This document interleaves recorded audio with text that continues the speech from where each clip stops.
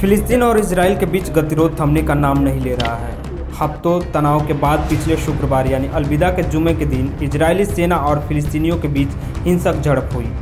Israeli सेना ने Al-Aqsa मस्जिद में नमाज पढ़ रहे फिलिस्तीनियों पर हमला कर दिया। अब यह हमला या हिंसक झड़प अलग अलग इलाकों तक पहुंच गया है। फिलिस्तीनियों पर हो रहे हमले को लेकर सोमवार को गाजा पर शासन करने वाले संगठन हमास ने इजरायली सेना को यरूशलेम के अल-अक्सा मस्जिद से पीछे हटने की धमकी दी थी, पर इजरायली सेना अल-अक्सा मस्जिद को खाली करने को तैयार नहीं हुई। इसके बाद हमास ने इजराइल पर रॉकेट दाग दिए। जवाब में इजराइल ने भी फिलिस्तीनियों पर कई हवाई हमले करने शुरू कर दिए।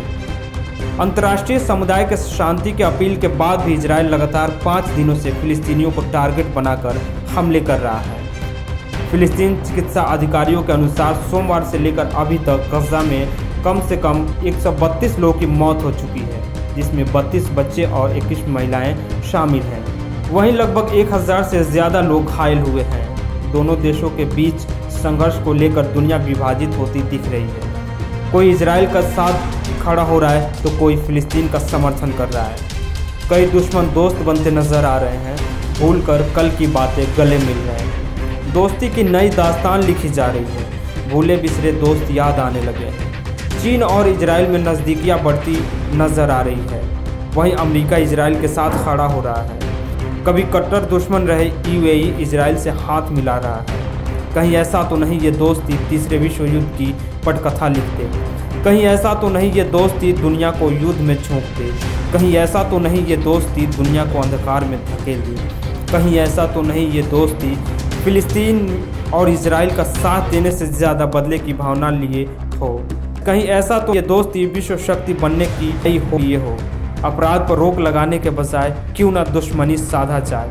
कहीं ऐसा तो नहीं शांति की जगह गुट बनाना उद्देश्य हो, ताकि भविष्य में अगर कहीं युद्ध हो तो एक दूसरे का साथ मिल सके। ईरान और चीन का साथ आना अमेरिका को हजम नहीं हो रहा है। ईरान और अमेरिका की दुश्मनी जग जाहिर है। अमेरिका ईरान पर समय समय पर प्रतिबंध लगाता रहता है। वहीं अमेरिका ने कोरोना को लेकर चीन से दुश्मनी पाल ली। ईरान, पाकिस्तान, सऊदी अरब, तुर्की फिलिस्तीन का समर्थन कर रहे हैं। तुर्की के राष्ट्रपति एर्दोगन ने रूस के राष्ट्रपति पुतिन से बातचीत की, कहा इजराइल को कड़ा सबक सिखाने की ज़रूरत है। फिलिस्तीनियों की रक्षा के लिए अंतर्राष्ट्रीय सुरक्षा बल भेजना चाहिए। दोनों देशों को साथ मिलकर यूएनओ में काम करना चाहिए। देखना यह होगा कि रूस किसका साथ देता है। यह बात भी सत्य है, जहां अमेरिका रहेगा उसके विपरीत रूस का जाना स्वाभाविक है। वहीं एर्दोगन ने पाकिस्तानी प्रधानमंत्री इमरान खान से बातचीत की।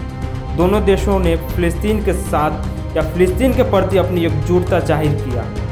चीन के विदेश मंत्रालय की प्रवक्ता चनयिंग ने अमेरिका पर प्रहार करते हुए कहा, फिलिस्तीनियों को कैसे युद्ध और आपदा में धकेल दिया गया है। खुद को सबसे बड़े मानवाधिकार के रक्षक मानने वाले अमेरिका को ये सब दिखाई नहीं दे रहा है।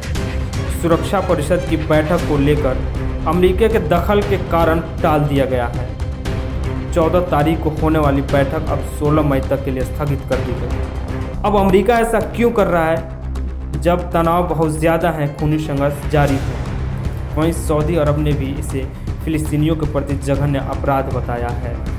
लेकिन इजराइल इन सब के बाद भी लगातार फिलिस्तीन पर हमले कर रहा है। अब सवाल यह उठता है कि भारत किसके साथ जाएगा, इजराइल या फिलिस्तीन के साथ। अरब देशों से भारत के संबंध मधुर रहे हैं, लेकिन भारतीय जनता पार्टी के सरकार में आने के बाद कुछ कूटनीतिक बदलाव भी हुए हैं। भारतीय जनता पार्टी में एक धड़ा ऐसा भी है जो इजराइल की हिमायत करता है। 1948 से ही इजराइल और फिलिस्तीन के बीच संघर्ष आरंभ हो गया। भारत हमेशा से फिलिस्तीन ज़मीन बंटवारे के खिलाफ था। 1949 में संयुक्त राष्ट्र में इजराइल को शामिल करने के विरोध में भारत वोट किया था। वहीं प्रधानमंत्री नरेंद्र मोदी पहले भारतीय प्रधानमंत्री हैं जिन्होंने फिलिस्तीन का आधिकारिक दौरा किया। इससे पूर्व प्रधानमंत्री पंडित जवाहरलाल नेहरू ने भी फिलिस्तीन का दौरा किया था, लेकिन वो गैर आधिकारिक था। पीएम मोदी को फिलिस्तीन ने सम्मानित भी किया था। अब देखना यह है, जब दुनिया दो धड़ों में विभाजित हो रही है या विभाजित होती नजर आ रही है, तब विश्व के सबसे बड़े लोकतांत्रिक देश भारत किसके साथ खड़ा होता है।